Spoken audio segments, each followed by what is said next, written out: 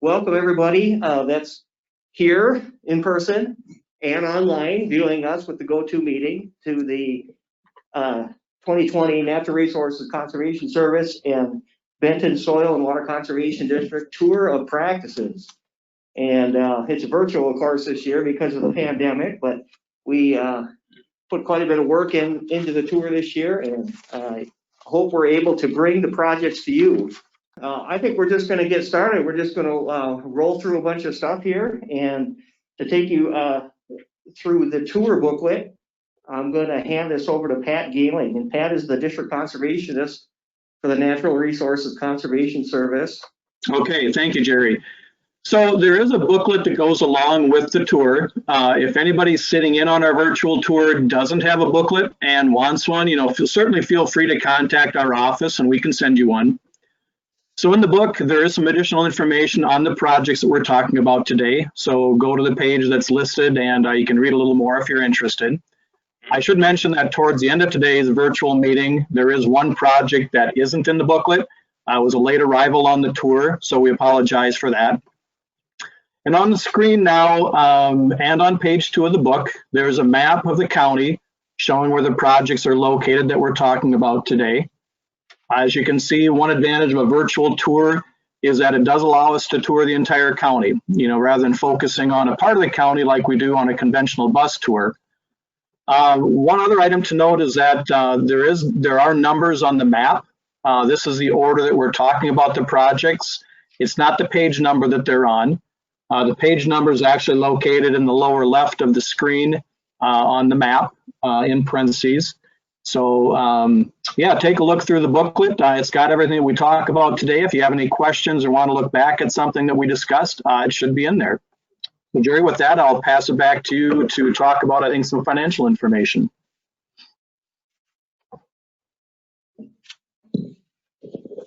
All right, thank you, Pat. We're just going to go through just a couple really quick slides on some financial information. And I'm doing this because we won't necessarily be getting into much detail on projects and activities as we talk about them. We won't be getting into the financial stuff just because of the format this year. But this first set of bar charts you see on the screen right now, I just want to talk a little bit about 2020 and how our finances are expected, I guess, are expected to turn out this year. And so what I chose to do is just look at the last 4 years of finances. And in 2019, our operational revenue was at about $664,000 roughly. And this is what we use to pay for staff and other expenses. In 2020, we expect our federal revenue is going to go up just a little bit. We were blessed that we were able to receive a grant through actually our National Association of Soil and Water Conservation Districts. And I do want to thank NRCS and the Minnesota team for selecting our project to move forward in that process. So we're going to receive some federal funds this year as well. And I also want to thank the Benton County Board of Commissioners. You'll recall 2 years ago when we were doing budgeting, we requested an allocation increase for 2020. And so Benton County has helped us this year with a $40,000 increase in for our operating expenses. So you're going to go to the next slide, Mike.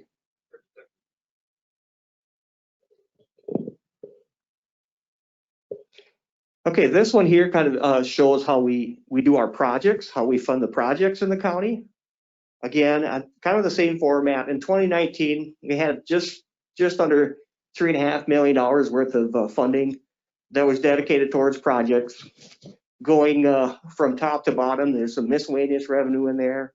And then the big gray bar, that's a really important one. That's the amount that the landowners have contributed towards projects in Benton County. And in 2019, you can see that was just shy of $1 million. And the next bar down is state funding. A lot of our state funding comes from competitive grants. And in 2020, we expect that proportion to be about the same. the bars to be about the same proportion on the top there. Federal funding, which is the bottom part of the graphs there, we expect that to probably be up a fair amount this year. We did have the USDA had the Conservation Reserve Program sign up in 2020, which we haven't had for quite a while. So if you are at a tour next year, I think that blue bar at the bottom is probably going to be up, the darker blue. And then probably last, but definitely not least, you'll see some wetland projects that were done through the partnership with the U.S. Fish and Wildlife Service as well, and those are federal funds.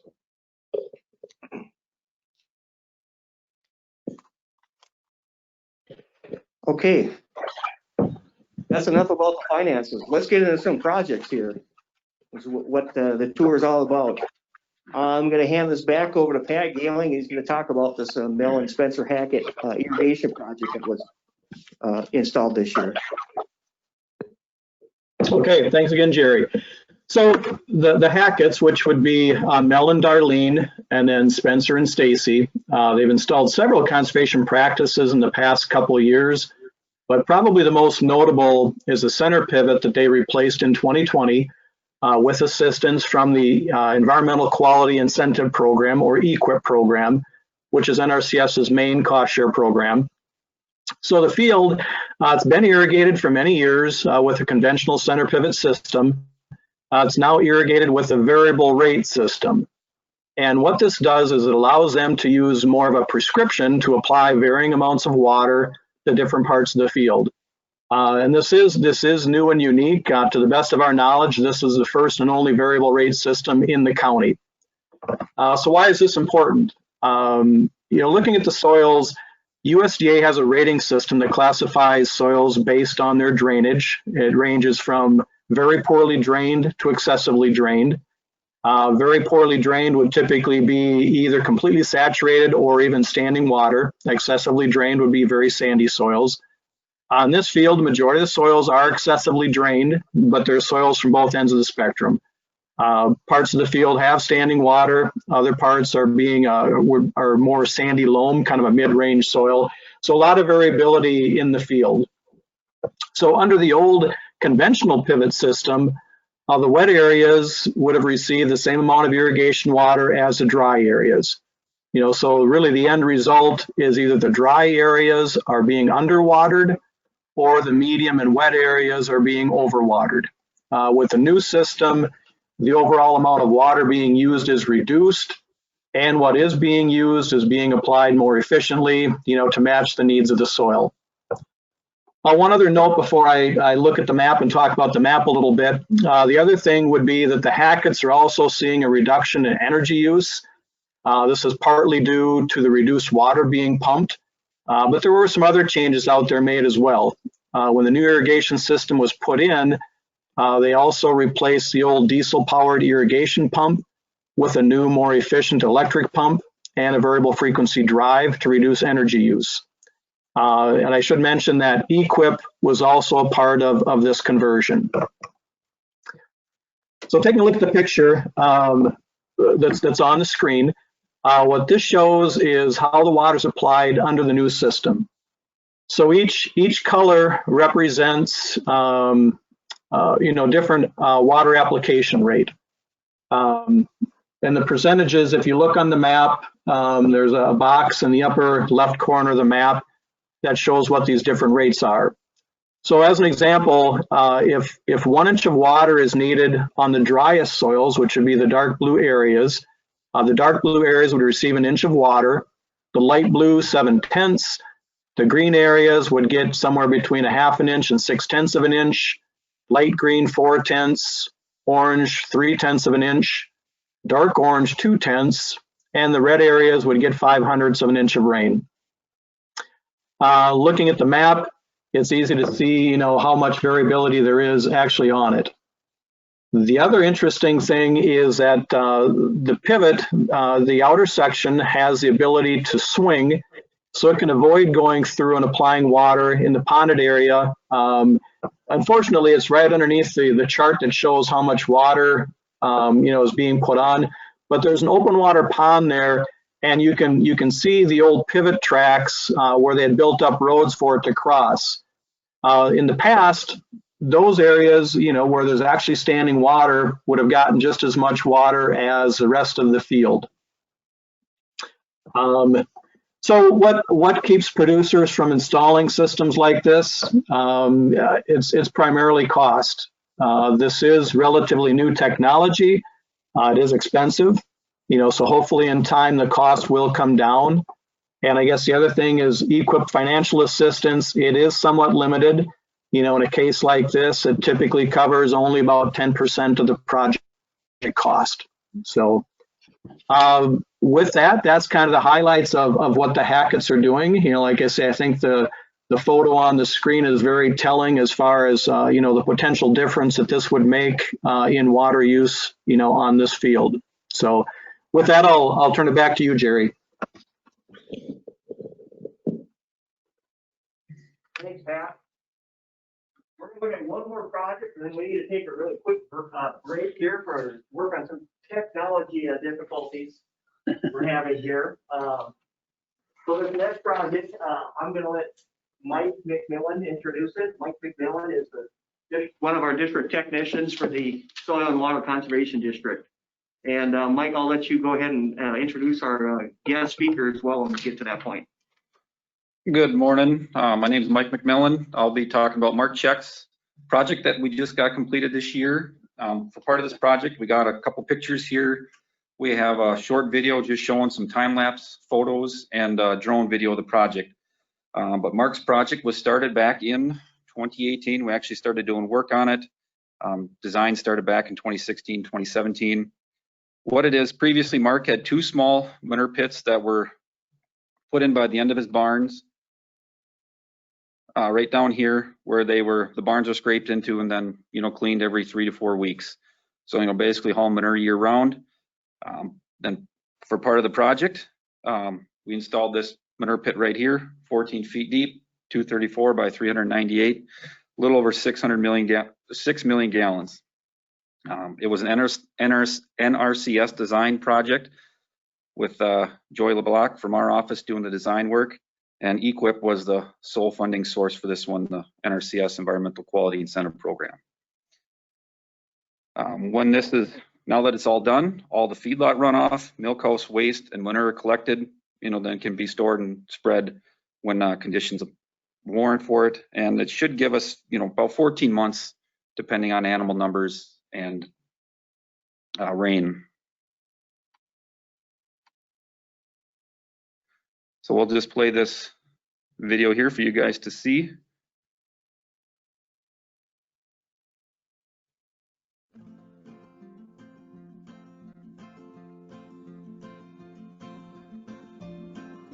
In 2018, Mark and Shelley Check began work on a waste storage system for their dairy farm to address feedlot runoff issues and increase their manure storage. The project consists of a waste storage pond and a settling basin. Manure from the existing barns will be scraped to a storage tank, then pumped into the constructed waste storage pond.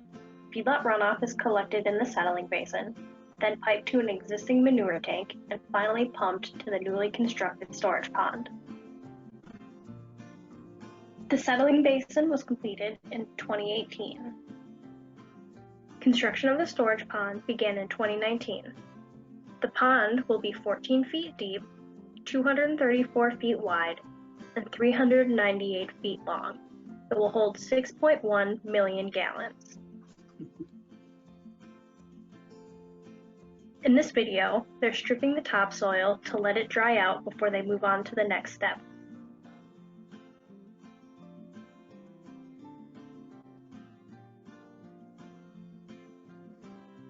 Now, the pond is being prepped before the concrete can be poured.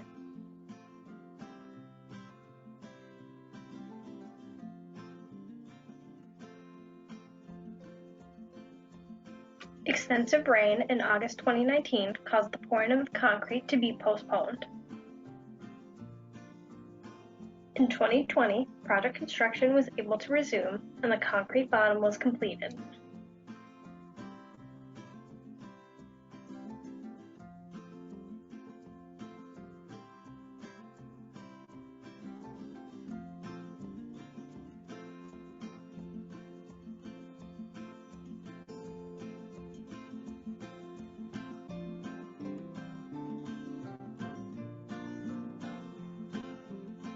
Now, the walls are being backfilled and re-sloped.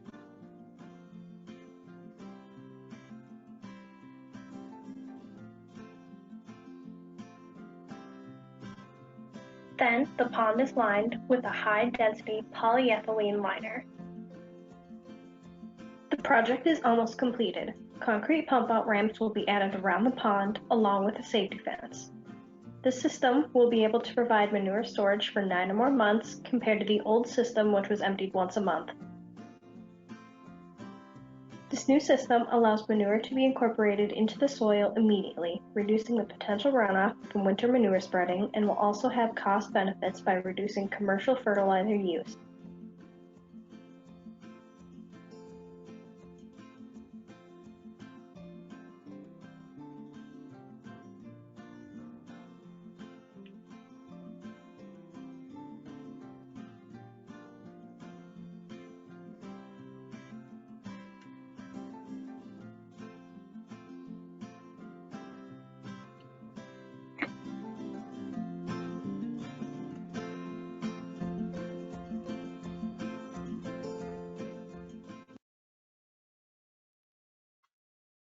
So now I'll introduce Mark Check. You can give a few minutes on sort of, his thoughts on the project and, his goals out of it. So here's Mark.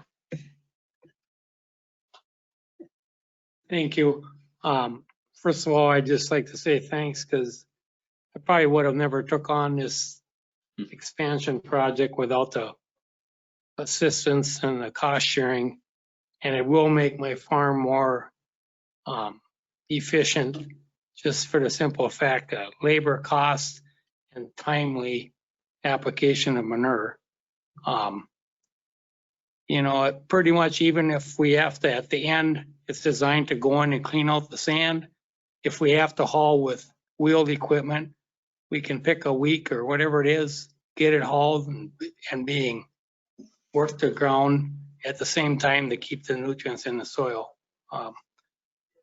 I'm really happy with the whole project. The only thing I wish I would have done, and I think for future projects, you should think about a sump area in this pit, because they did such a good job pouring the cement. At the end, when we wanted to clean up before we started using it, we could pump all the water out, but like the last 2 inches.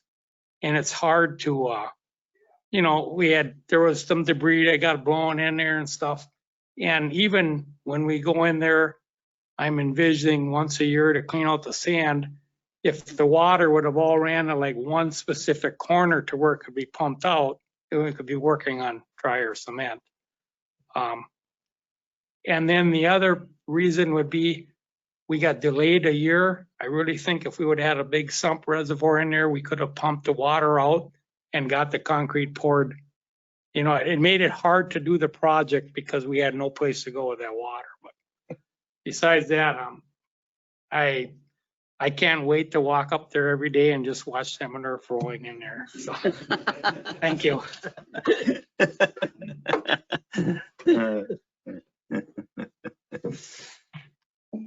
We've got a minute or two. We will take a question. Anyone next year, Mark? It was a heck of an undertaking. This was a big project for your farm, and about 4 years or so from the time we started talking about it to where we are. Yeah, it was a huge deal, but I mean, it really turned out nice. It looks more like a football auditorium than a nursery. Yeah. Most of you in the room here have been on the tour in the past. Steve Marks, you were out there in 2017. Last year, you guys out there. Probably your last chance. We aren't likely to see this egg waste system again. Are there any questions for Mark? We've got time for probably one question. I just had one. Is this something that's been duplicated in other parts of the state or the country, this type of system? I have, before I started this, I went to Wisconsin, around the Green Bay area. There seems to be a lot of this kind of stuff there. Because I use sand, my cows lay on sand. Sand is very abrasive. The only thing good about sand is the cows like it. It's hard to move, it's hard on equipment. So this whole system I had to put a lot of thought into it because I didn't want to go away from sand. I've heard of people going away from sand and going back to it. So I want to stick with it.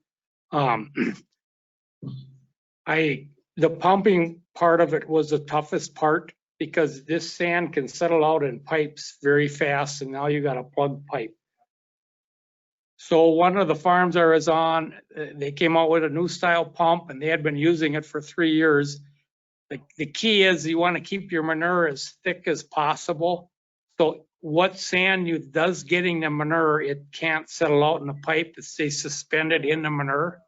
So therefore, all our milk house water and the water from the milking parlor, that all gets pumped directly to the pit without going on the manure side of the pit in my little reception pits. In other words, I handle that in a separate pipe.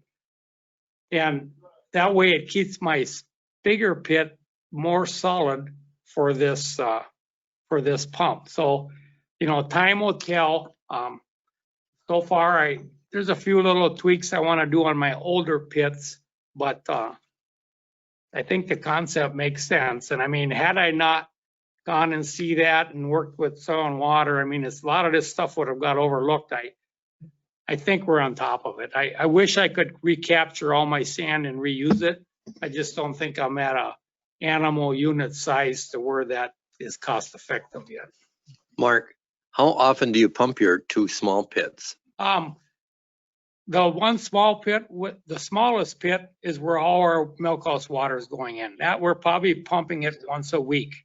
And our key is we are using we back up to that one with a tractor and we just got to hook up a PTO drive line and we can pump, I don't know the gallons, but it takes us like 8 minutes for 1 week's worth of water for roughly 600 cows. So it's compared to what we used to do, it's a piece of cake. That system, and there is some sand in that too, but that's the other way to handle sand is in a lot of water and moving it fast. So that's what we're doing with that part of it. The other part of it gets pushed in this big pit.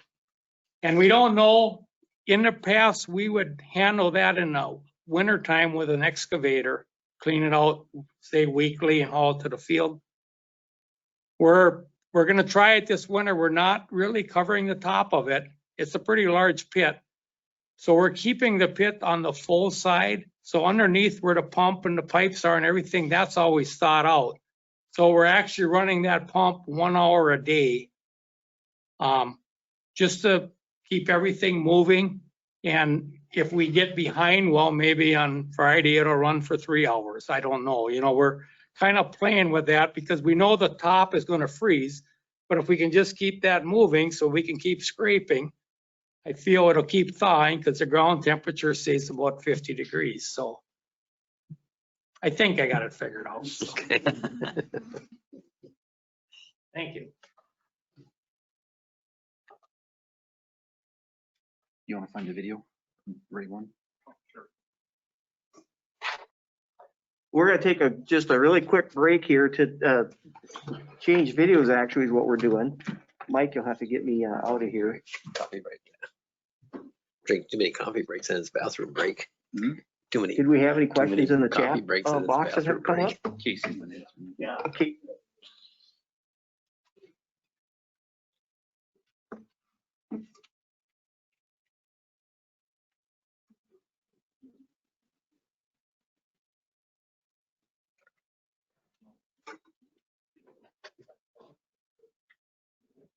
Thank you, guys. See you, Mark. See you, Mark. Well, he's got to sell a lot of milk, isn't he? He has to sell a lot of milk, doesn't he?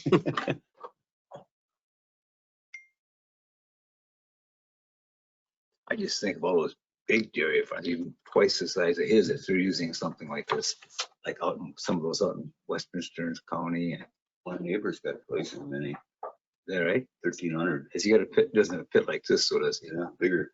Just like this? We stopped there. He's got the sand separators though, Spence. We got the sand separator. All right, Oh.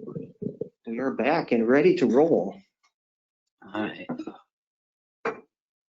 So then it's Mark and just- Shelley, they're just so great to Right work next with, to our and they've got place. just an outstanding This project. out isn't, there. so then it is not a new I know technology. he's looking forward to It's not been around, other people are using to it. spreading in the spring rather than all winter, so that's great. The next project, Scott Montague, Casey Guas, who is a district technician with the Benton Soil and Water Conservation District, will be getting you acquainted with that. Casey, it's all yours. Good morning, everybody. So yeah, on this stop of the tour, we're in Minden Township. As you can see in the top left-hand corner there, the field has kind of had a history of erosion problems occurring. You can see it's pretty close to the Elk River, and our office has collaborated with the previous producer on potential erosion control plans to help try to alleviate this. This field has kind of historically been strip tilled, and Scott actually took over renting and farming this land in 2018, 2019. He continued to strip till and no-till corn soybean rotation on the field. And with the advice from the previous producer, Scott contacted our office about the erosion concern. And as you can see in the bottom right-hand corner, this is the drone imagery that was taken this year, I believe in I think July possibly, but you can see the distinct concentrated gully erosions occurring across multiple areas of the field, as well as in these pictures where it's pretty significant channels that are forming. So in the spring of 2019, staff from the West Central Technical Service Agency and our office met with Scott out on site and took a look at it, and they did a preliminary survey. And if you want to move to the next slide, Mike.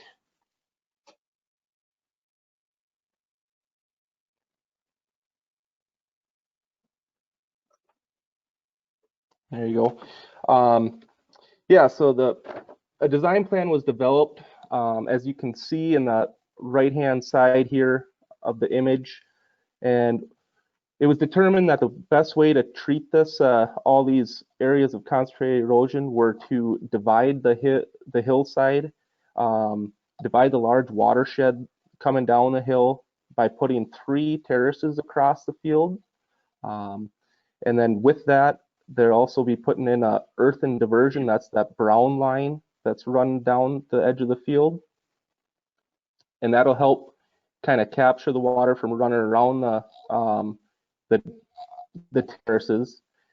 And also there'll be 3 intakes that are put in. Those are the orange little circles there, 4 intakes. And then those will collect the water that's coming down the hillside, and it'll go underground and outlet into the ditch, which should stabilize the field and reduce the erosion there. So the plan is, with the help from the NRCS Environmental Quality Incentive Program and the Benton Soil and Water Office's FY 2020 Elk River Mayhew Lake Clean Water Fund grant, the plan is to install this project this coming year.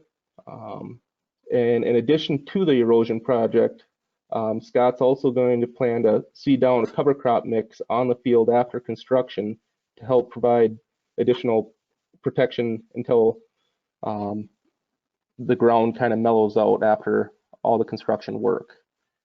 These fields are irrigated, and he'll continue to do the no-tilling on the fields. And the project is estimated to provide a savings of 221 tons of soil per year, which would be equivalent to 15 dump truck loads of soil per year, assuming 10 yards of soil per dump truck. And that's pretty significant, as you see, because all this soil that's coming down this hillside, it doesn't take long for it to get into the Elk River, being that it's so close. And this project was definitely a group project between the landowners, or the producer, Scott Montague, Benton Soil and Water Conservation District, the Natural Resource Conservation Service, West Central Technical Service Area, and the Clean Water Fund. So this is kind of utilizing several sources of cost share, which hopefully this project will be installed this coming year and alleviate all the erosion concerns. Yeah, that's all I have for this one.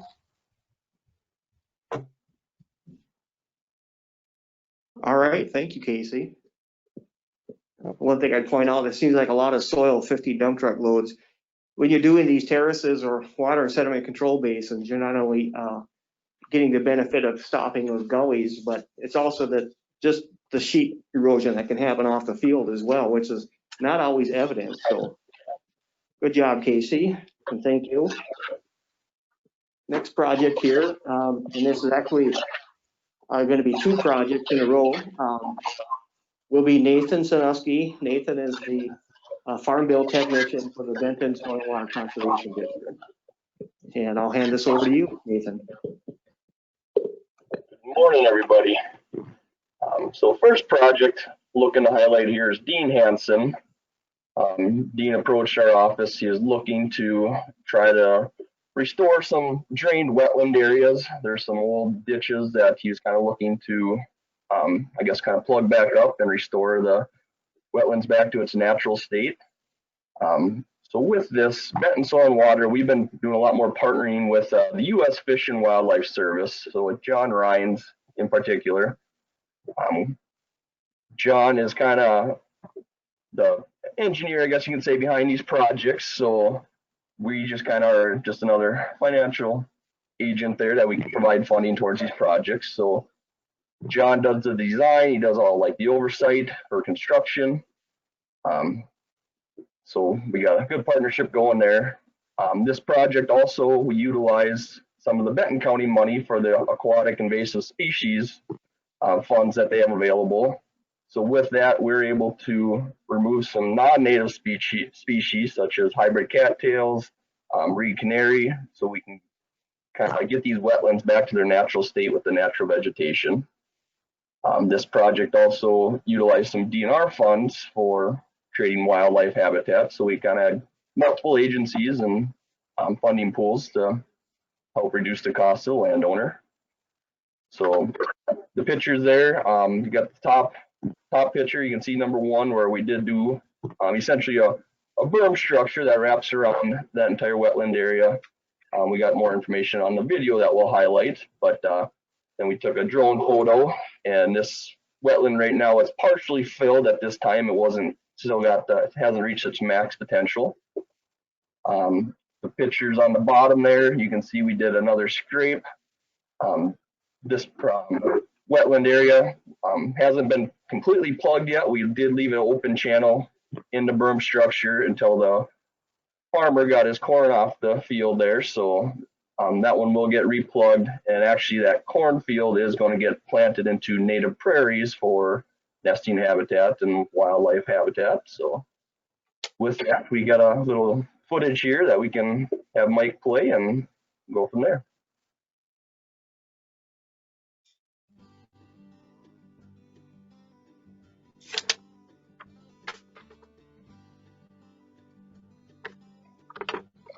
Benton SWCD partnered with the U.S. Fish and Wildlife Service to work with Dean, who expressed interest in increasing wet area on his property. Berm structures, indicated by the red lines, were installed at 3 locations on his property in 2020. Together, they will restore 3 acres of drained and degraded wetland habitat. A berm is a compacted or vegetated structure designed to slow, pond, or filter runoff. The sites were scraped to remove non-native vegetation in order to create more open water and promote more native vegetation regrowth.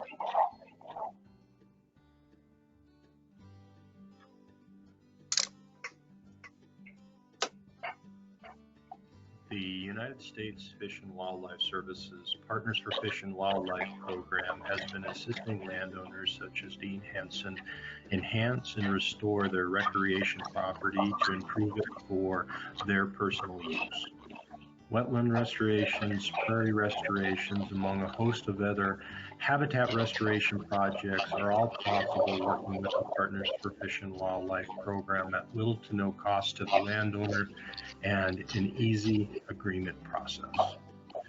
If you have an interest in habitat such as this on your property, please reach out to the Benton County Soil and Water Conservation District, and they will work with you and the U.S. Fish and Wildlife Service to see what enhancements are possible on your property.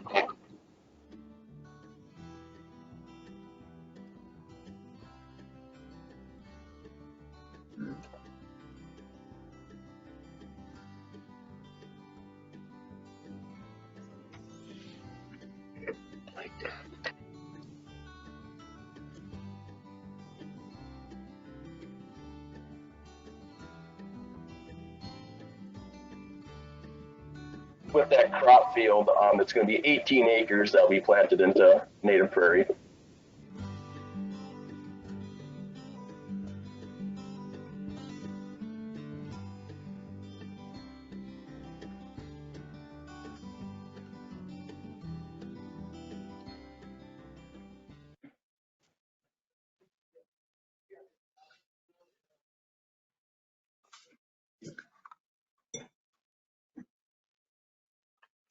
All right, so the next wetland project we have is with Susan and Nathan Molitor. This was actually created back in 1998 from Benton SWCD with a private landowner. And sometime there was some issues with this one where the weir structure was starting to fail. I don't think there's much rocks to kind of protect the water, the spillway on this. So we went back and pulled out the old existing weir structure and installed new weir structure and had more of a rock line waterway to help handle that flow. With this one, we also did some non-native cattail removal kind of on the front of the berm structure to keep that from encroaching and choking out the wetland and provide more areas for the native species to move back in. With this one, we also have a little footage as well that we can play that video and show you what's going on.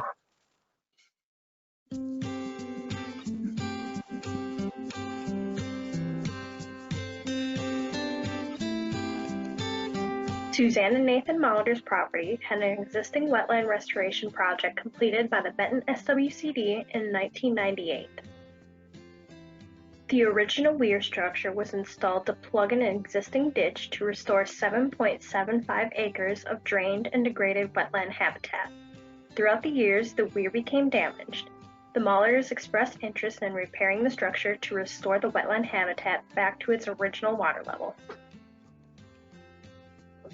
The SWCD partnered with the U.S. Fish and Wildlife Service to install a new weir structure and remove some non-native cattails to promote more native aquatic vegetation. A new weir structure was installed and the existing dike was repaired.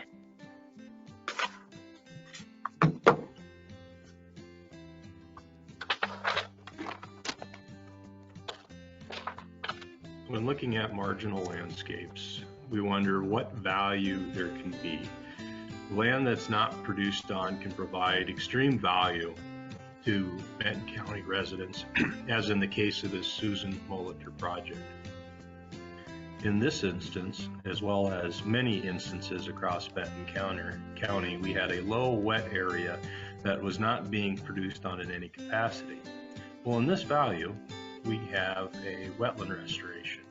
What does a wetland restoration in this setting provide? It provides copious amounts of wildlife habitat to an array of species, and maybe more importantly to you all, the water quality benefits that it can provide over the duration of this habitat.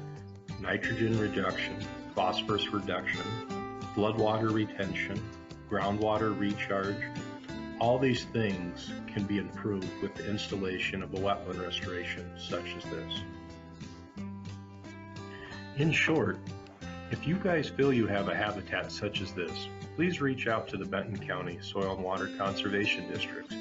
In many instances, these restoration projects can occur on your property with little to no cost to you.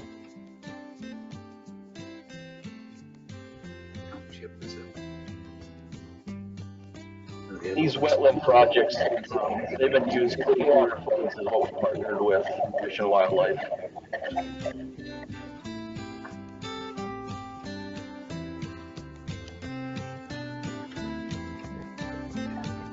I think that's a ground. I think it's a ground. I think.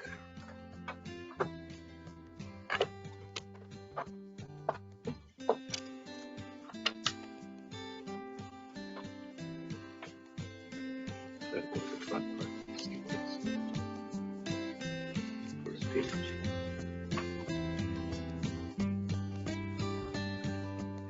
Good look at the map.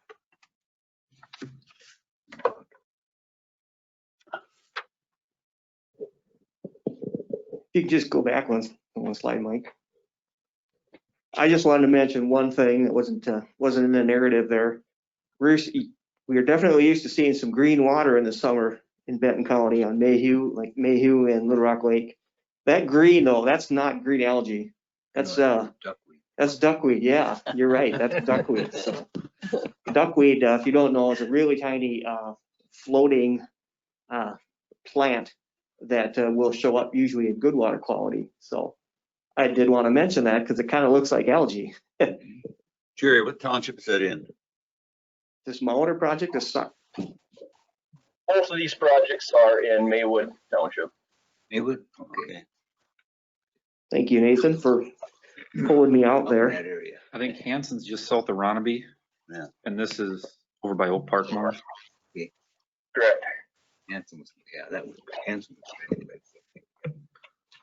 Okay, we're going to move on then This one? to the next project, and actually the next three projects. North. I will turn over to Mike McMillan again, and Mike, you can just roll right through the next three projects. Okay, the first one I have here is Bill Molzoff. He came to the office a couple years ago with some current concerns about erosion on his field. This is up in Graham Township. If you look in the lower right photo, County Road 12 is at the top of the photo, running diagonal there. 65th Avenue is on the left side of the photo. Back in the 60s or 70s, a terrace was put in out there originally. Couldn't find out the exact year based on photos. But the original terrace sort of ran at an angle across the field, so we had a lot of short rows on either side of the terrace. Plus, the terrace has been starting to fail over the last 10 years or so. Big rains is starting to wash out between there. And then on the north side of the field, which that lower left photo is, there's a gully through the field. In the middle of the field, you can see it running diagonal from lower left up, or from lower right to upper left. And what was actually happening there is the field was about 6 to 12 inches lower than the road ditch. So all the water that was coming down the road ditch was running along the edge of this field and then cutting across the field instead of staying in the road ditch. Just years of tillage and years of soil moving is what caused that. So West Central TSA, based out of Waite Park there, they surveyed this project, did the design, and through the EQIP program, the federal cost share program, and the 2020 Clean Water Fund, we're able to get cost share for Bill's project. This was started in September and just finished up about 2 weeks ago. And what it was on the lower right photo here, the original terrace sort of ran out of line across here. So a new terrace was put in that'll help keep his row straight, and it's all graded to drain to the west side, the right of the photo, with the waterway that outlets and the county road ditch on County Road 12 there. On the north side, north facing slope, a new terrace was put in on the lower portion of the left-hand picture here. And with the road ditch being reshaped, dug down, 1, 2, 3 feet deeper in some spots to get it to drain what it originally did. And this is the north road ditch right there. With reductions based on the gullies, putting the terraces in, we're looking about 260, 270 tons of sediment and almost 230 pounds of phosphorus per year. So it was just finished up. Bill's been happy with it so far. We had to make some minor changes, for this and that, some things like that, but hopefully we can get this one wrapped up and paid here this month. This next one here, Mike Hess. This is one we've driven by and stopped at a couple times in the past. So if you guys remember this one, he is just south of Gilman. He came to the office 2-3 years ago, wondering what could be done with this 2.5 acre dirt lot that he raised steers on. You can see that picture in the lower left there, just a muddy mess. His big concerns were he's got 100-150 steers in there. He'd be lucky if he could get a load or two of manure out of there to spread on his fields. And plus just the animal health, the time it took to raise an animal to get it ready for sale. Based on the soils out there, there wasn't a whole lot we could do with what we typically do, filter strip, stuff like that. So what we were left with was abandoning the open lot, moving the animals from the farm they were on to his home farm where they milked, and putting in a roof structure and a manure pit. So it's all enclosed. That's what the picture is in the lower right. A 300 by 74 roof was put over a 300 by 57 by 12 foot deep manure pit, where you can have between 400 and 500 animals in there, depending on the sizes and stuff like that. And we got a short video here, time-lapse video just showing the construction of it.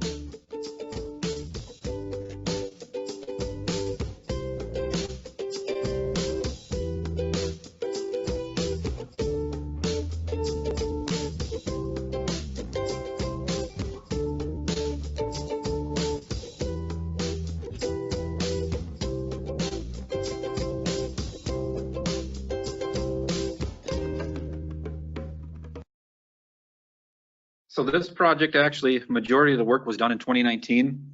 Mike was lucky when they poured the concrete. They had about 3-4 good days where they were able to get his concrete poured versus Mark Check's was a little bit bigger and he had to wait another year. It was just finished up.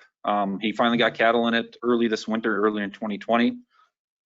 And he's been so happy with it. He's actually thinking about, adding on to it, just to how it works and how he can move cattle and, what he can make off of that, the cattle in there. He's looking at doing another one.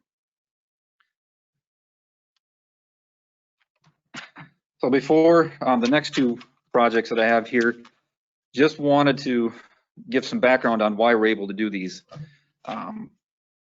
In Minnesota, MPCA, they've got their feedlot rules, the 70-20 rules that dictate, what can be done where, how you got to do things, stuff like that. And when it comes to stockpiling manure, the two big things we run into, or the two requirements they have, is you cannot stockpile on coarse textured soils without having sort of a clay layer within the top 5 feet. And you cannot stockpile on soils that have a seasonal water table within 2 feet of the surface. So on this map right here, the orange is areas in Benton County where the ground is too coarse to stockpile on. The blue is areas where it's too wet to stockpile on, where we have the surface water within 2 feet. And the pink overlaps where it's got coarse and wet textured soils. So these are just some rough numbers, but Benton County is about 264,000 acres, 227,000 when you take out wetlands and open water. And when you subtract all the stockpiles that you can't, or the soils you can't stockpile on, that leaves about 22,000 acres to stockpile on. So when you look at that, you look at the number of chicken barns and cattle operations, this is why stockpiling is becoming, stacking slabs are becoming a big ticket item in the county here. So the first one I have right here is Jason Petron. He's up by Rice. He put a chicken barn up about 10 years ago, and he just recently put a second chicken barn up. This is one where he doesn't farm himself. He sells all his manure. He just does the chickens. He sells the manure to a neighbor, and as the manure was cleaned out, he'd haul it out and stockpile it until he could spread it. Jason was concerned about, what's happening when the manure is sitting on the ground. So he came to our office, interested in doing a stacking slab with his new chicken barn. So in this one, he's sort of in a unique situation too, because on the north side of his stacking or chicken barns, right through here and right through here, these barns are end to end. So when you're looking at the photo, there's an east and west barn, they're right in line. There's a waterway that runs on the north side of the barns that is right next to the barn. So he would stockpile manure here, here, and here when the barns were cleaned out until the neighbor could come by the manure. And you're not able to clean everything out. You stack manure on gravel, you're not able to clean everything up like you want to. And in your books on page 17, that top photo, you can see that is, one of those stockpiles on the north side of the barn. You try to clean it up with gravel and stuff like that. You don't want to pick up too much gravel, too much rock, and have that go through your equipment. So he's not able to clean it up as much as he'd like. But in the end, what we ended up, the plan is installing a 60 by 170 foot covered stacking slab by the west barn. So he's able to store the manure for up to 14 months, depending on weather conditions and stuff like that. There are 2 openings on it. And on the north side of each barn, like in that one photo right there, we're doing a small stacking slab, 20 by 30 with 4-foot walls. So that way, when he cleans out of the middle of the barn, he's able to put the manure in there and then take a skid loader and clean all that stuff up when we don't have that water running into that waterway. And on the case of the north barn, right here, we also did an erosion control project with Jason a few years ago. There's a tile in it right here that goes down to a wetland on the south side of the field. So this way it's eliminating all that runoff from the chicken barn right there. And the big reason behind this one is we had high water table soil. So that's why we were able to justify doing this project with Jason. The next one we have is Jeremy and Christy Blank. They're just east of town, east of Foley on County Road 51. They raise a lot of steers. They get them off as 200, 300, 400 pounders, get them to about 700 pounds and then sell them from there. They've got about 400 animals on their site and they use a lot of bedding. in their barns. We're looking about 30 bales a week for the year. And typically for the last few years, what they've done is that they spread year round. And when the snow has gotten too deep, they've stockpiled it during the winter or stockpiled it during the summer till they could get the crops off and then spread it again. So with what we've got here is to store the manure properly. We're putting up a 60 by 280 stacking slab on the south here and a 50 by 175 on the east. So this would give them about 12 to 14 months of storage, depending on, you know, bedding and stuff like that, where, especially where they're at there, you know, most years you're probably not going to get your crop off until the ground's frozen. So it'll get them through the fall to the spring so they can spread the manure there. This one and Jason Petron's, even Mike Hess's, because we're dealing with roof structures and structural engineering. These were all designed by private engineers. NRCS or TSA are engineers. They're not able to do structural stuff like this, so they have to go and hire a private engineer.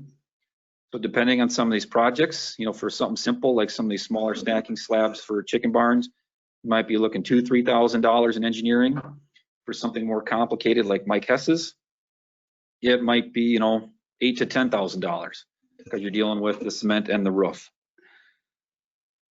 And those are typically things that are not cost shared or part of the project. We're just looking at the actual project itself.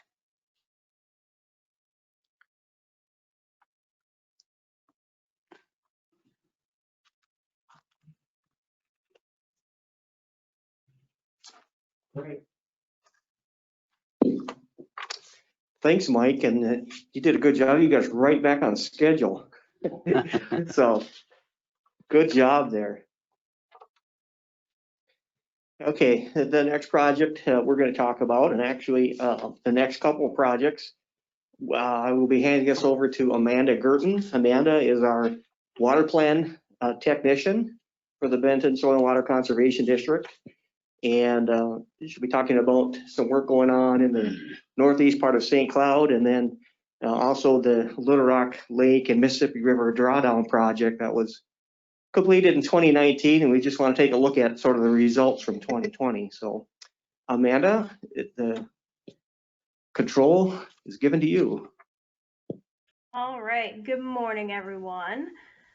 So for those of you who have been on our tours in the past, you've probably seen some of the work we've been working on with the city of St. Cloud to reduce sediment and phosphorus entering the Mississippi River from the northeast section of St. Cloud. So that top picture in the corner there shows a sediment plume coming from an outfall in northeast St. Cloud that really clearly demonstrates the issues we're seeing in this area. So the city set a goal of reducing 70% of sediment loading by 2029 with the numerous projects we've installed, including 2 underground regional treatment systems that went in last year. And then next year we'll be installing 2 sump catch basins and a rain garden.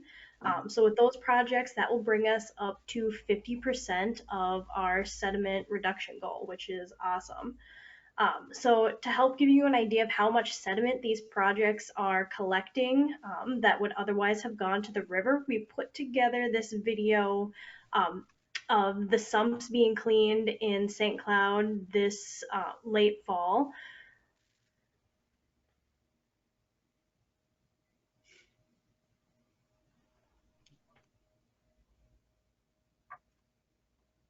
Yeah, so in this one here, you can see it's sucking up. You can see there's like some oil in there, some debris, leaves, garbage, and it's actually going to suck up all the water in there and then leave all the sediment down there that has settled out of the basin.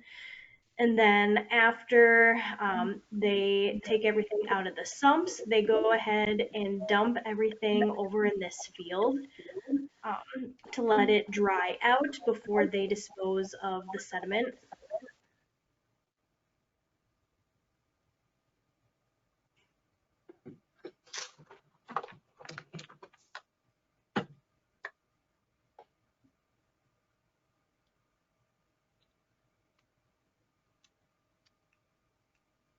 And this is actually, they had emptied the sumps once this year already in spring. So all of this is just from a couple months.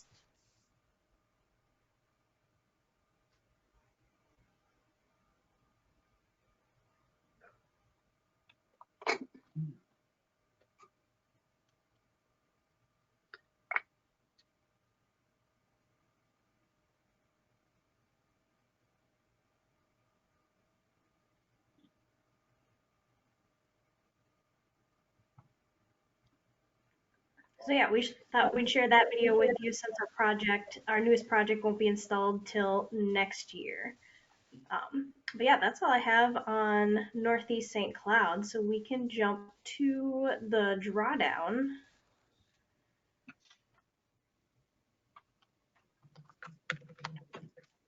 So yeah, if any of you attended our tour last year, the drawdown was a big part of our tour last year.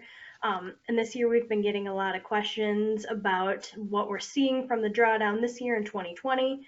So before I get into a little bit of the water quality data itself, we put together 2 videos about the drawdown and projects we did during the drawdown that will also help to showcase the benefits we're seeing in 2020.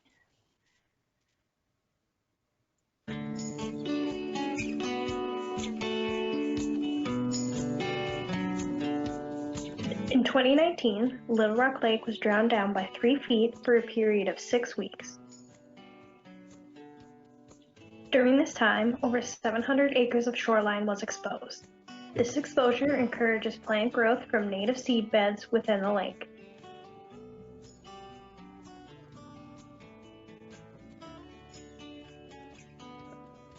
Aquatic plant life in the lake is minimal, so to optimize benefits from the drawdown, native emergent plants were purchased and planted in the newly exposed soil to assist in reestablishing vegetation. These plants will help utilize phosphorus sources in the lake and stabilize the shoreline. Benefits will continue to increase throughout the years as the plants continue to establish. The Little Rock Lake Association and Minnesota Department of Natural Resources purchased $40,000 worth of native plants from Minnesota Native Landscapes. Volunteers helped unload 6 truckloads of plants. 12 species of plants were purchased, including varieties of rushes and sedges, cordgrass, giant burrweed, sweet flag, and blue flag iris.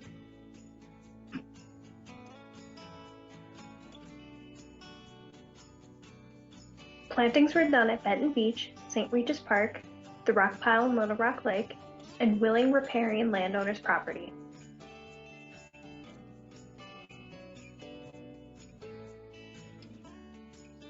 Altogether, there were 46,000 plant plugs planted by volunteers and lake residents.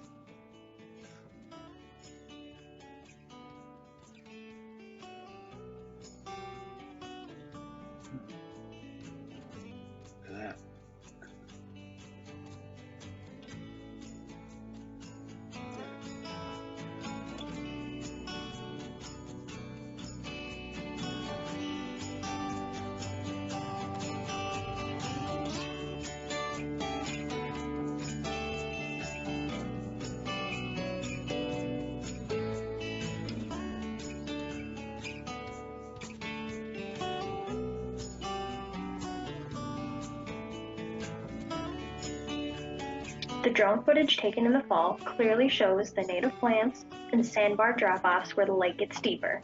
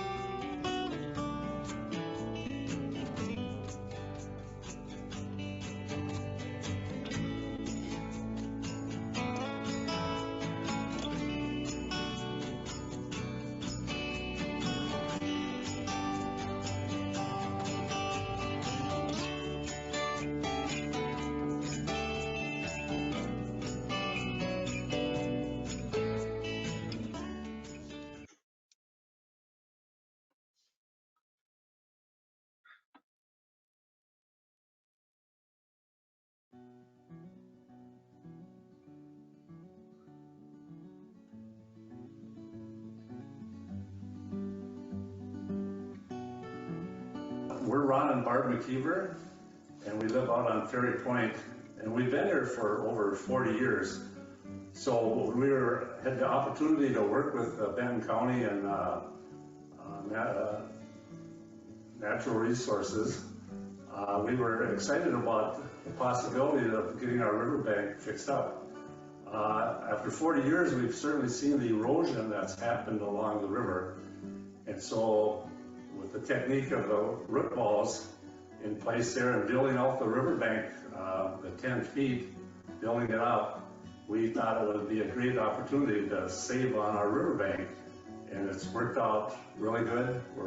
It's been a year now, and we've seen the results, and we're certainly happy to have a shoreline that we can actually spend a little time on, and we can see where it's pushed the river out to the point where it's not eroding our steep bank anymore. So working with the DNR and the Benton County, we've been really happy with the project.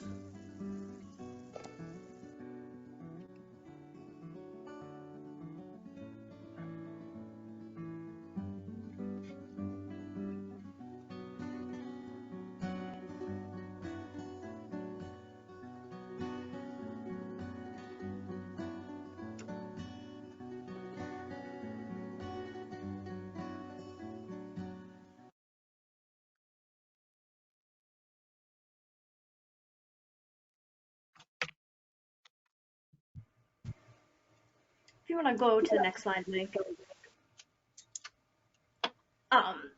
So yeah, that second video there, we actually do have a longer version of that video available on our website that goes through the whole process of the project, kind of like some of the other project videos we were showing, but just for time, we condensed it down to just the 2020 footage. But yeah, just a little update on actual water quality data that we're seeing this year. So far, we are seeing water quality improvements. We are seeing total phosphorus decreasing and water clarity is increasing, as you can see down on those graphs below, thanks to the Little Rock Lake Association for collecting all the water quality data for many years now. So to give you guys a little bit more perspective on the successfulness of the drawdown, we have two guest speakers here with us today. We have Kelly Gallagher from the Little Rock Lake Association and Eric Altena with the DNR. Both of them were heavily involved with the drawdown projects from start to finish. So I will hand it over to you, Kelly.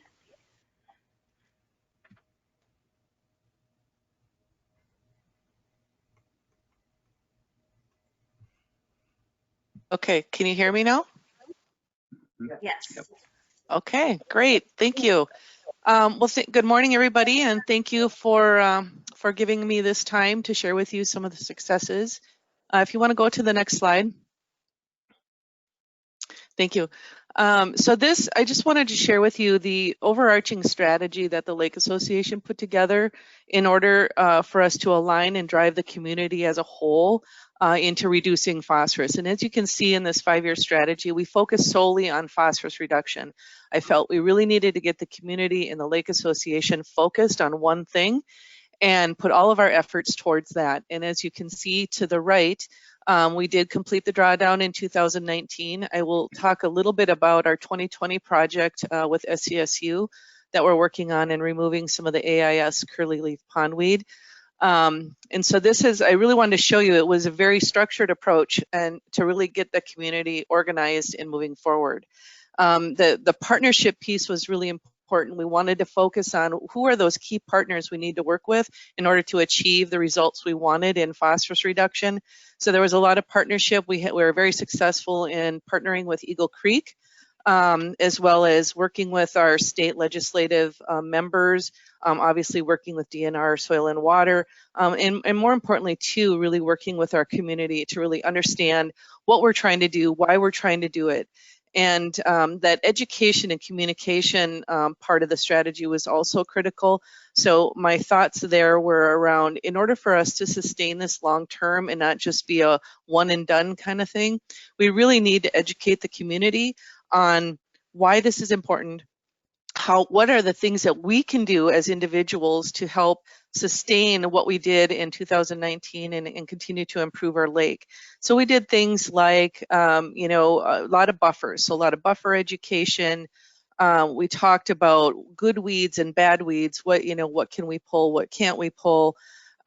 We also, you know, talked about simple little things like when you're doing your leaves in the fall, don't be throwing your leaves in the lake, right? So these little things actually help, but I think it will help for us to sustain this long term, because the goal here was not to do a one and done and think that's going to be our quick fix. We need to sustain this long term, and so this 5-year strategy really took us to the point of success for 2019. Now we need to recraft a 5-year strategy on how do we sustain this going forward and continue to improve and restore the health of our lake. So if you want to go to the next slide.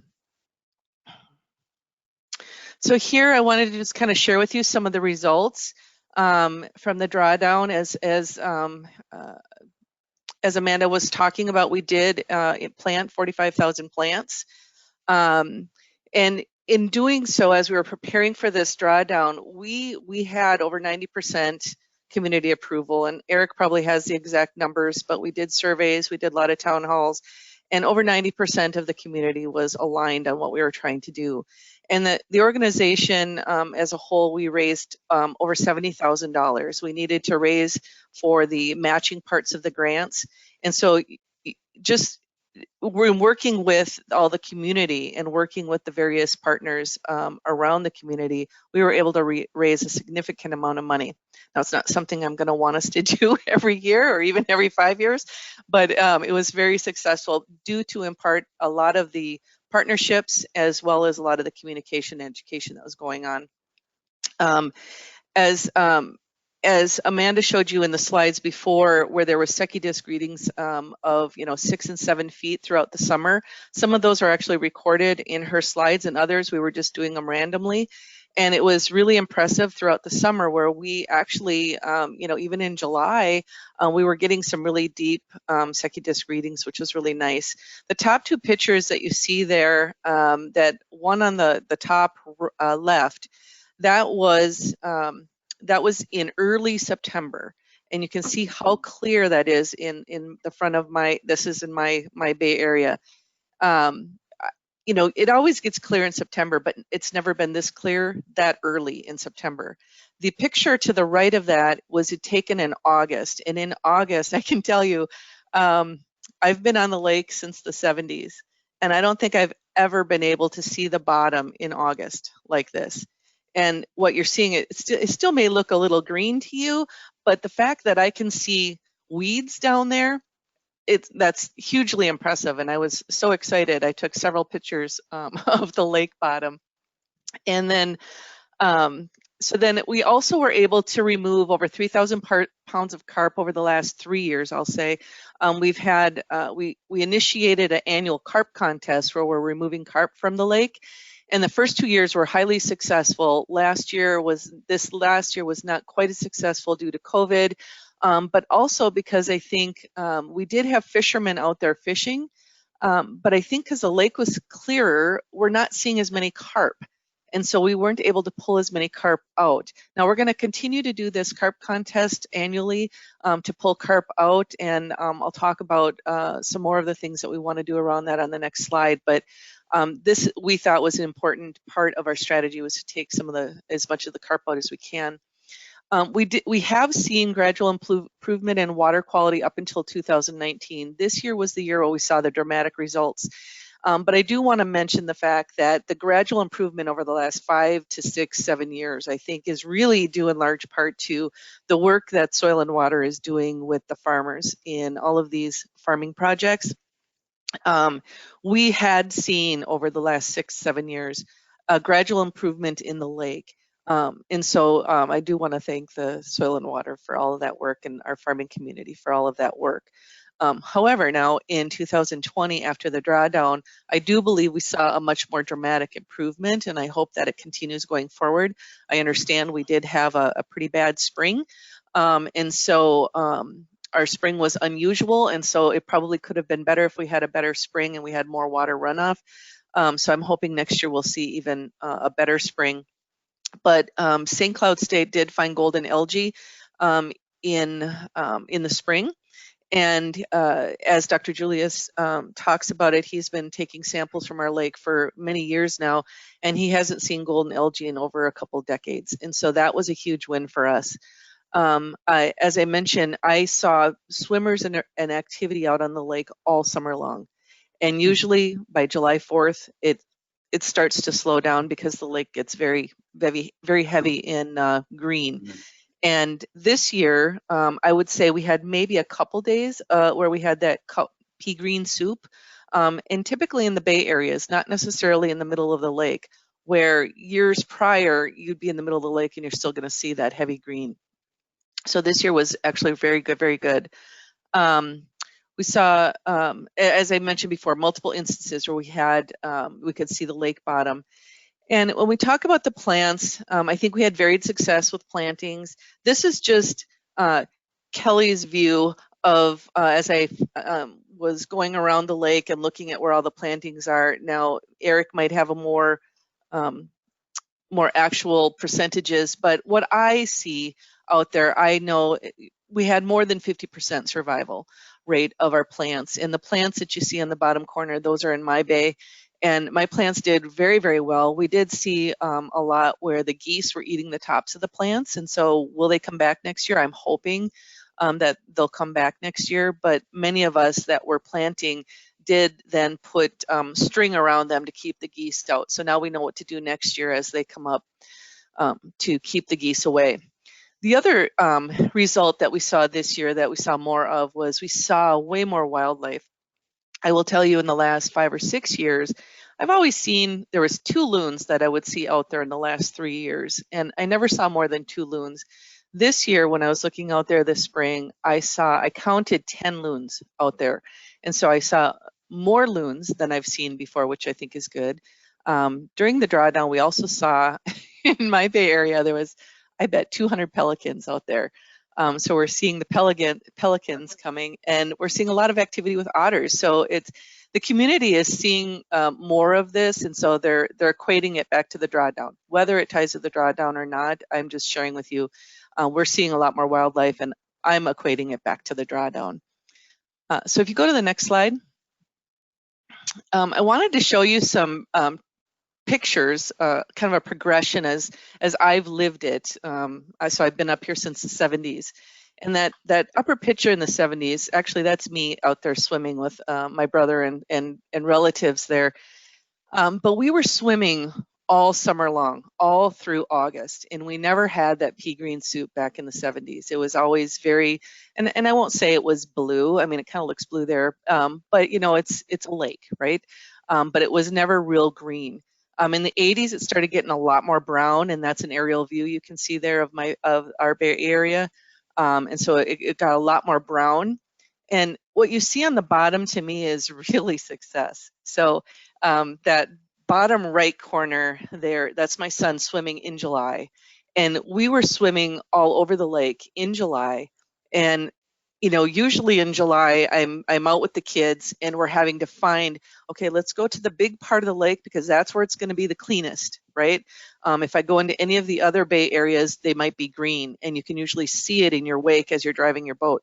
We didn't have that this year. We could go all over the lake to swim, and you saw more and more activity out on our sandbar. We had happy hours out there every Friday night all through August, and it was just a ball with the community really coming together. And the one thing I love seeing is this picture that Amanda showed you down there where you can actually see the drop-offs. I've been on the lake since the 70s and I've seen many aerial views. I have never once seen the lake where you can actually see the drop-offs like that. And so that got me very excited in terms of we're having an impact. And so I think that's an excellent sign. So the other thing that we want to do, or that we saw, was some other native plants were found. I know Eric has found some wild rice around the lake, and I know this area used to be prevalent with wild rice, and so now we're starting to see more of that come up. I saw some new kinds of plants come up in my area, and I think Eric called them river rush or bulrush, something like that. but I saw a lot of that sprouting up this year. And we saw far less carp. And normally I'm seeing carp all over. The bay where I'm at is typically where our carp contest. I always see boats out there looking for carp. I didn't see hardly any carp out there this summer, and I didn't see a lot of the carpers coming because I don't think they were successfully finding a lot of carp, and I think that's a good sign. Last slide. So future projects, I wanted to share with you that we're not done. We need to keep moving forward as an association and partnering with Soil and Water and the DNR. And so in 2020, we partnered with Dr. Julius at St. Cloud State, and he ran a pilot study in 4 of the different, he found 4 bays that were heavy with curly leaf pondweed. And he pulled the curly leaf in 2 of the bays and left it in 2 of the bays, and then he was doing measurements on the soil, and he was trying to see if we can spur some other better native plant growth. They pulled over 300 pounds of curly leaf pondweed.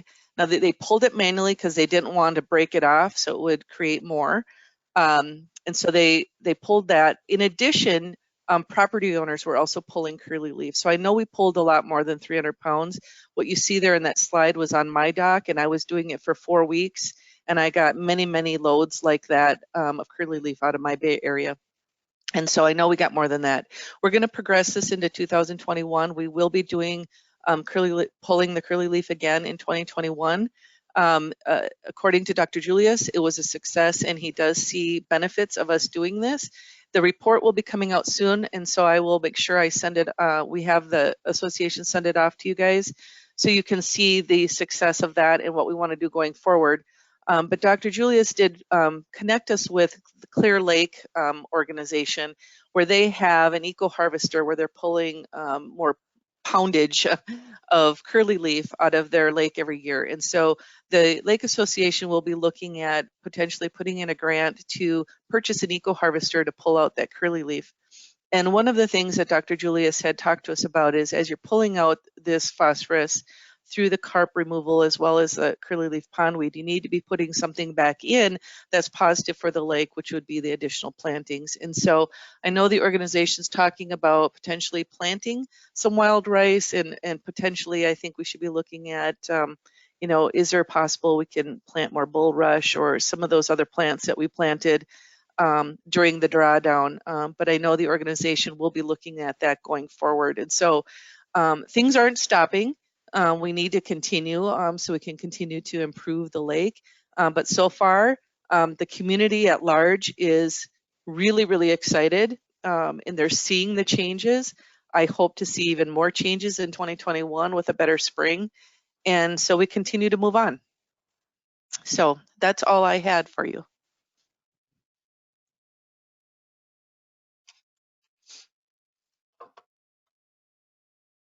All right, good morning. My name is Eric Alton. I'm the area fisheries manager, and thanks Kelly for bringing that stuff up, and Amanda for presenting those awesome drone videos and everything. And I have to say, these folks have been awesome partners. Jerry and Amanda and everybody with SWCD has been incredible for making this project actually come to fruition. And I'm thankful for the great working relationships, and honestly, it's fun to watch and see something happen like this. It's not something you get to do every day in your career, and I'm very appreciative for the opportunity.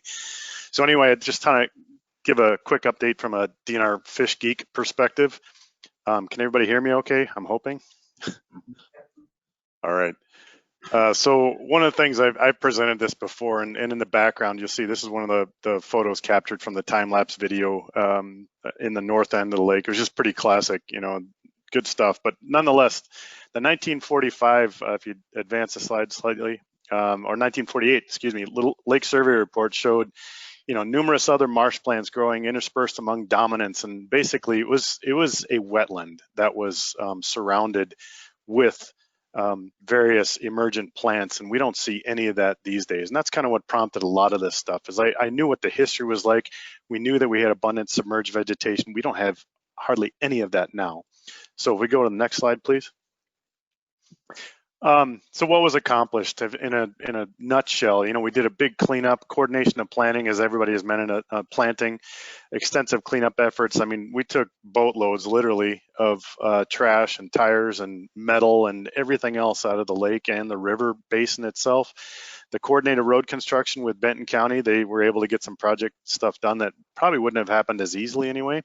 Community involvement in the process, and I got to credit, you know, both Amanda and obviously Kelly with a lot of this stuff, is getting people involved and making them realize that there is an asset here that we have to look at. Hundreds and hundreds of pictures. There's an online volume. We can probably post a link to a lot of this stuff. Extensive monitoring. So we'll be doing this throughout for the next several years anyway. One of the more unique thing was this headstone that was returned to its grave in Foston, Minnesota. And apparently somebody had found this on kind of the southeast portion of the main lake, and who knows whether or not it was a drunken tirade that somebody got into and stealing a gravestone and chucking it in the river or the lake or whatever. But nonetheless, it was an interesting story, and KSTP covered it. And there was a lot of news coverage around the whole drawdown stuff because it was different. We had basically 830 landowners that we needed to at least get some form of approval to be able to make the project happen, since it's on public waters. And that was a feat in and of itself. And I, again, have to thank the partners to be able to make this stuff happen. And then obviously we had the bank erosion fix on the Mississippi River that was highlighted by Amanda earlier. And thanks to all those that were involved with that and the landowners willing to do it. So next slide, please. So just kind of a preliminary, or not preliminary, but this is the I guess, draft results from our gill netting. If you look at the gill net history, these are the three main species that we see within the lake of interest anyway. The channel catfish have increased. The walleye have gone from a low of less than 1 per gill net to almost 17.5 per gill net in one within this survey year. Now, is that because of the drawdown? Absolutely not. I mean, it's obviously because of improving water quality. And if you look at the trend and overlay that with the gill net stuff, you'll notice that 2009 survey that we did, that was the nasty survey. That was the one where the gill nets were totally covered in algae. And obviously fish are not going to prefer that environment. This was prior to the TMDL involvement and everything. And you got to credit Jerry and the whole Benton County staff for making that happen, or at least the involvement in that. And then fish and water quality actually improved as water clarity and quality improved. So all those things they're coincident, and this is kind of a culmination. And what I liken it to is that, you know, the drawdown was basically a respite or a break that would allow the whole punching being, you know, happened for 113 years since the dam was formed, and this only was a 6-week break for 1 year out of 113 years of this system that had been, I won't say abused, but certainly altered. The walleye fingerling electrofishing also showed natural reproduction, this is common, but this year it's just good to see that it's continuing. So next slide, please. In addition to the vegetation monitoring and stuff, as well as the fish monitoring, we did this point intercept monitoring, and the last time it was done in 2005, so prior to pretty much the poor water quality. And all it's basically showing is, yes, we have an increase in plants, and we're going to be doing this probably at least every other year, if not every year. We'll see. It depends on timing more than anything. It's pretty intensive because there's like 350 separate points you have to evaluate plant growth. So the intent here is just basically saying that, yes, we do have curly leaf pondweed, but we also have other plants that are in the system as well. Next slide, please. And then finally, this is the mapping of the emergent vegetation. That's what FLEM stands for, is floating leaf and emergent mapping. I know, catchy acronym there, but nonetheless, this is just the native plant growth that we saw, not the planted growth necessarily that we saw. So we did that in a separate survey, taking point pictures and GPS locations, but this is the actual mapping of emergent growth and floating leaf growth. So it's good to see that we have some. Again, we'll be doing this again, probably within the next couple of years, to evaluate whether or not we have increases and changes over time. So with that, moving forward, we're looking at setting up a working group to be able to say, okay, now it's time to do a potential another drawdown or not, but we want to get that going here within this next year. So with that, we'll maybe take some questions towards the end. Thank you so much for the time and the opportunity to present. and all the cooperation and coordination efforts that have been involved with the project.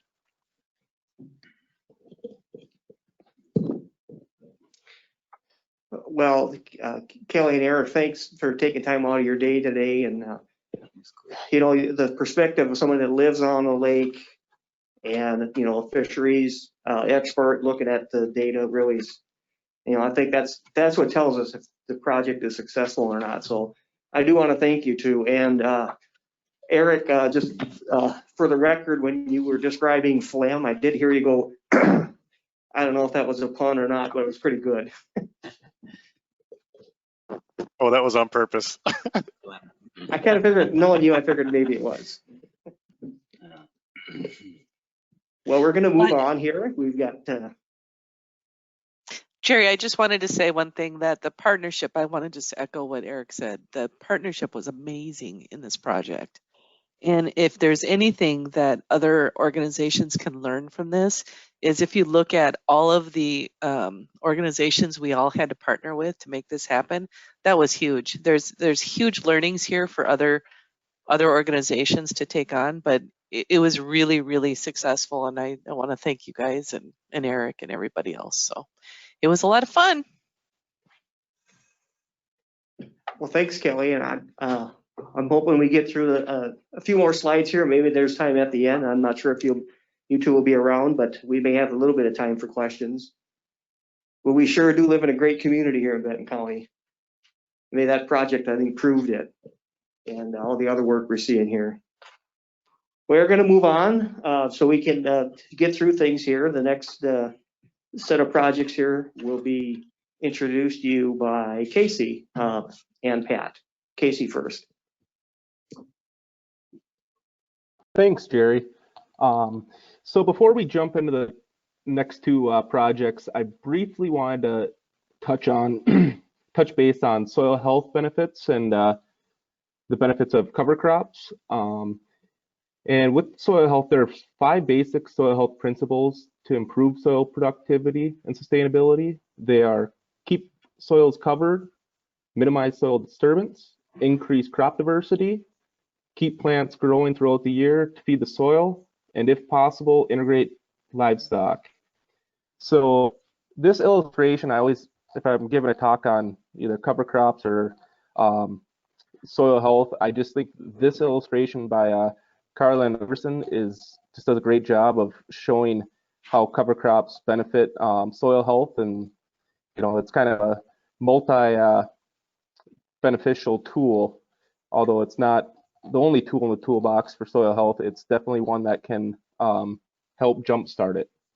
So we can move on to this first cover crop project that we're going to highlight, which is Schumann Angus. They're a beef operation located roughly about 7 miles east of the city of Rice. They have a crop rotation consisting of continuous corn acres with some soybean acres mixed in. David's objective is to improve soil health and land productivity by incorporating cover crops into his continuous corn rotation. And the secondary goal is to provide supplemental forage and grazing opportunity for cattle in the spring and fall. So early in July of this year, through the Environmental Quality Incentive Program, Schumann Angus interseeded 19.5 acre field behind their farm there. As a cornfield that was interseeded with multiple species of cover crops that's listed in that table there, while side dressing urea in early July. The species included the winter cereal rye, annual ryegrass, medium red clover, and forage radish.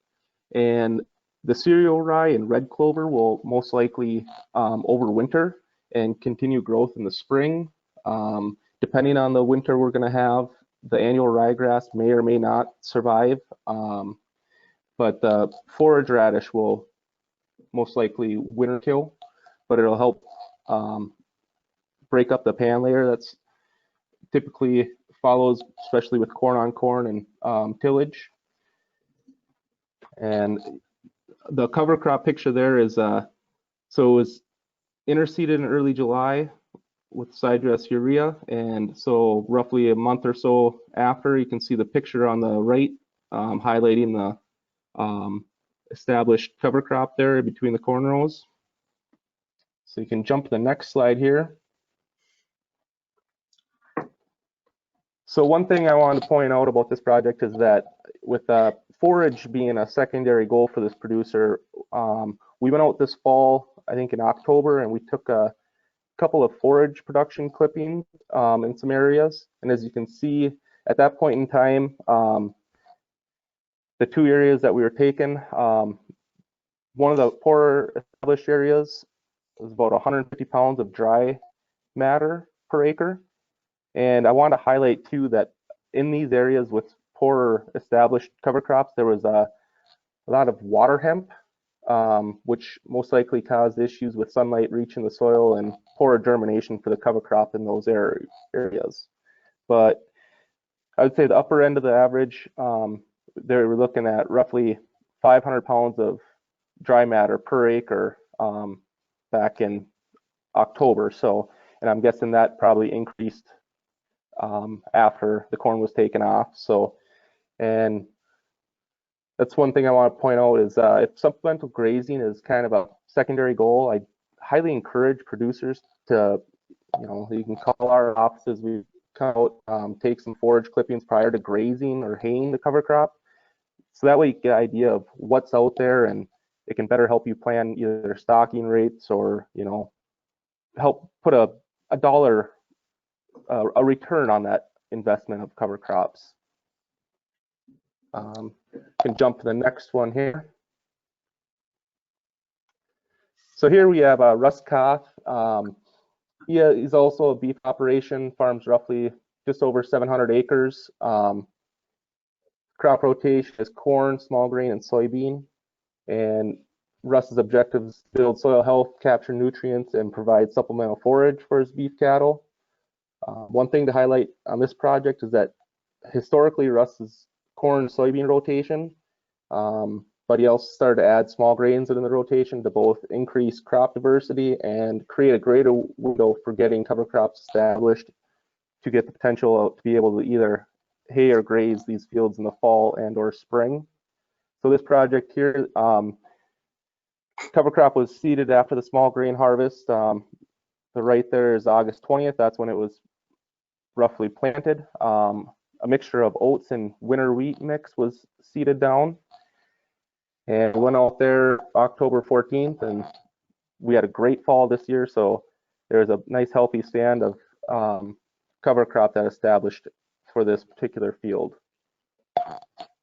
One thing too, this is through the Environmental Quality Incentive Program, and Russ is planning on hopefully within the next 3 years to move roughly cover crops across all of his fields. So pretty much do 200 acres every year.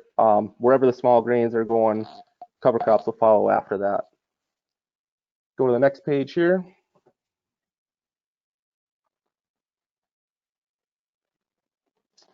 We also did a forage clipping. This is on a different field, which was planted a little later than that first slide, but went out there and took a clipping on October 8th. As you can see, with this healthy stand of winter wheat and oats, there's estimated about 1,300 pounds of dry matter per acre. And this particular field is about 21 acres. So if you just average kind of, you're looking at just shy of, 30,000 pounds of forage production. So it kind of helps producers kind of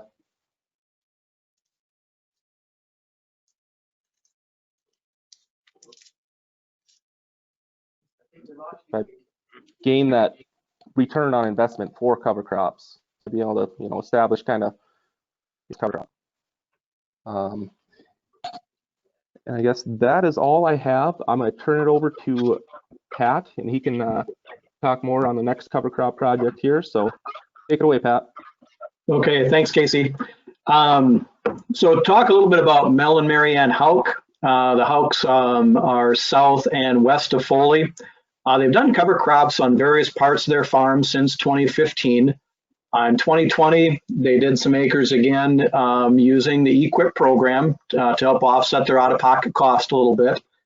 I don't have a whole lot to add. Casey covered, kind of the benefits of cover crops, other than one of Mel's big motivators, besides the soil health, is he's also noticed that by doing cover crops, it's improved his weed control. He's kind of thinking that the cover crop residue kind of suppresses water hemp, which a lot of people are dealing with right now. So that's been one of his big motivators to continue to do the cover crops. And what he's been doing is interseeding into standing soybean fields. Another thing that he's noted and he's mentioned when he's talked about cover crops to various groups is he has noticed definitely less runoff, or I should say sediment in the runoff. Dirty water coming off of the neighbor's fields versus his fields where the cover crops are going. It does help to hold the sediment in place. And then the last thing, I guess, to note on Mel's too, and this is going to be true, I think, of most cover crop plantings that are interseeded, sunlight is a big factor. He had a couple small spots where he had just some disease issues this year, and the cover crops did flourish there. And then also on the screen, you can see, a photo taken, and then another photo taken a couple weeks later as the leaves start to drop, how much the cover crops take off. So it is important to get the cover crops established. When the sunlight can get through, they do kind of go dormant a little bit when the soybean canopy is heavy, but once the leaves start to drop, they really take off again. So that's all we have on cover crops. So Jerry, I'll turn it back over to you. Thanks, Pat and Casey. Well, this next project is the one that we added. It's not in your tour booklet. It's a project that just finished up. Was it last week? I think it was. And Mike, we're running a little bit behind schedule here. We're running into our buffer at the end. So I'll let you take it away and try to get us a couple extra minutes here if possible. This is Mark Scrock's sort of ditch bank erosion control project. Mark originally came to the office back in 2015. With the heavy rains we had those couple of years, in the sandy soils he has, in the watershed that's upstream of Mark's, his ditch really got hammered. In that ditch, creek, it's about 1,000 feet long with about 10 or 11 to 12 feet of drop across that stretch of ground there with basically pure sand. And the issues he were having is he's got some meandering in there. So getting all that water coming through, we're talking about 4 or 5 feet of water, hitting those turns, eating them out, down cutting. And he does irrigate this field too, so he's got pivot crossings. And the reason he noticed this happen the first time is he couldn't see his irrigator in the field. The pivot crossings dropped down, the irrigator went down in there and got stuck on the crossing. So he was lucky, he said, that it didn't damage itself, somehow something happened to it that way. So these are just some before pictures showing what it looked like. This is near the upper end of where we did work. On the lower left, you can see what the ditch bank looked like early in the year. The next picture is the same year, just a little bit later when the vegetation took hold. A lot of reed canary grass, raspberry bushes, stuff like that. It's a lot of stuff that really didn't hold the vegetation. The lower right is a picture that shows what it looks like now. Banks went from vertical or maybe 1-to-1 slopes. We pulled them back to 3-to-1 slopes. And then that whole creek bottom was lined with about 1 foot of rock up the sides, just so it keeps it from down cutting and keeps it in the channel there. This is just another set of pictures. This is the crossing that actually dropped in. You can see Mark took down an old silo and tried stabilizing that way. You can just see the sand in the middle picture there. And this is looking upstream from that spot right there. This is the farthest downstream section. You can see the slopes on the left and what it got pulled back after that. And then this was an NRCS design project with funding from the EQIP program and the 2019 Little Rock Lake grant we got. And we just got a short video here that the West Central TSA came out and did a flight with their drone. So you can gives a little better bird's eye view of the project. This was first flown in late September, early October before work was started.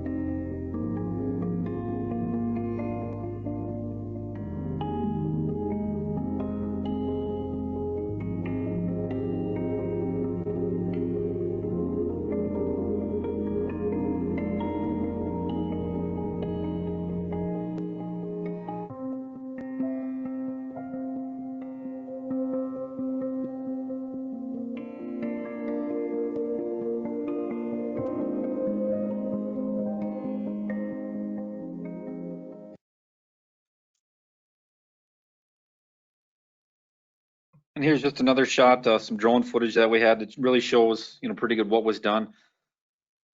So yeah, about 1,000 feet of stream bank or creek, ditch, stream, whatever you want to call it, on both sides. Pulled back, rock placed in the channel, seeded down, and there was a mix of some rye, brome, and switchgrass was put in there, with that switchgrass having a little deeper root that's going to hold it in place. And you can see some of these crossings in the middle of the photo, right in here and right in here. We did put some culverts in that will sort of reduce the flow to hold it back a little bit, just so you don't have that massive rush coming through. So far, Mark's been pretty happy with it. It's only been a week though since it's been finished up, so we'll see what it looks like next spring and snow melt and stuff like that. But this was years in the works. Just couldn't find a good way to do this, and finally it's going to be expensive, but let's line the bottom of the channel with the rock and go from there. All right, thank you, Mike. And just real quickly here, we'll try to make up a little time, Pat and I will, but I just wanted to go through a few other things that were happening in 2020. What you have here is actually a picture of my computer screen. We were trying to work with legislators earlier this spring, and it was about the time COVID hit. So we did a few Zoom meetings with some of the legislators. This one here, this shot happens to be myself, Amanda, and then Wade Bastian, our SWCD board chair, doing a Zoom meeting with Senator Jeff Howe. And we were talking about the Little Rock Lake drawdown project at the time. So just want to let you know, we have continued our efforts to work with the legislature, and we appreciate everything our state legislature does for us. Next slide, Mike. Okay, here also in the spring, can't remember the exact date, but we did have what's called an Area 2 meeting. So a couple things about this slide. The state of Minnesota on the left, you can see Benton County is part of Area 2 or West Central area. And this is just how our state is divided up for our state association. We've got different areas. And I just wanted to mention the staff have been using the acronym TSA a lot, and it stands for Technical Service Area. I did want to acknowledge and mention the fact that we do have, we've got some staff that work in that 12 county area that's in red there, Area 2, and they do a lot of work for us. And a lot of their funding comes from the Clean Water Land and Legacy Grant. But at the top there is a picture of Paul Gardner. He's the administrator for the Clean Water Council. Works with the legislature and the different committees there on funding through the Clean Water Land and Legacy Act, and Paul had visited us at our area meeting to talk about Clean Water Land and Legacy funding and how to communicate our projects to the community, amongst other things. And then on the bottom, we had actually a panel that we had set up to talk about what makes local partnerships work. And I think our partnership here in Benton County is really, really solid and great, and also in Stearns County. So going from left to right is myself, our Wade Bastian again, our SWCD board chair, and then Commissioner Ed Pop. Ed, thank you again for helping us out. And then Terrell Clark, who's the commissioner for Stearns County, Tom Gregory, the SWCD chairperson for Stearns County SWCD, and then Dennis Hooks, the administrator over there. And last but not least, there's a great picture of Chuck Rao. Chuck is actually the area director for Area 2 and is on the board of directors for our state association. Next slide. And Pat, I'll let you grab this one here, if you would, please.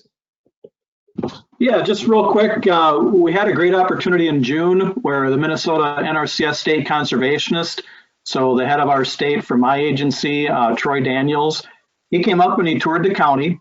We met with several producers that have done work, that we've done work with. Troy talked to them about the projects that they've done, what's needed to improve the programs, what the local needs are, a lot of very good conversation. It was a great day, and I will say that I've been in Benton County probably longer than some people would like, but 28 years. And I think this is only the third time that we've had the state conservationists come up and make a visit like this. I guess a side note, it was planned to be about a 2.5 to 3 hour meeting. It turned into just over 5 hours. Like I say, a lot of really good conversation with the producers, and Troy was really interested in all the conservation work that's being done. So again, an attaboy to the producers of the county that are doing all the good jobs.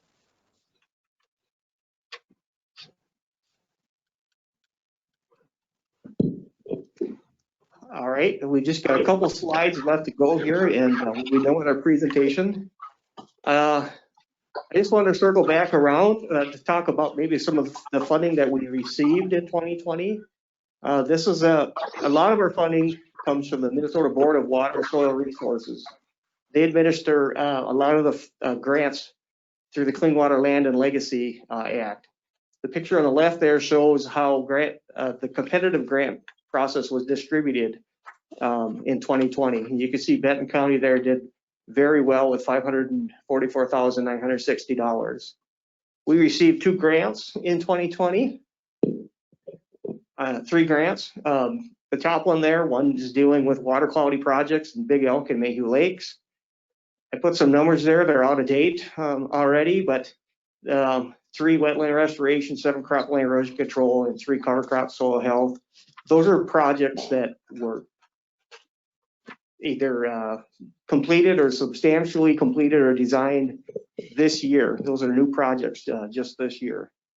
We also received the grant that Amanda mentioned for Northeast St. Cloud, and then we received a drinking water protection grant and have already sealed, I think that number's out of date too, 7 wells that were sealed properly so the water does not leak down into our groundwater. So I just want to mention the importance of the Clean Water Land and Legacy Act. These grants now will run probably, usually they run about 3 construction seasons, sometimes only 2. But we got a really good jump on things this year already. Next slide. And this one is for you, Pat.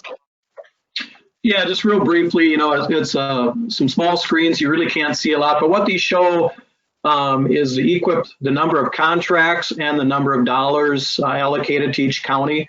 And again, EQIP, a lot of the projects that we've talked about today, especially the farm-based projects, are funded with the EQIP program.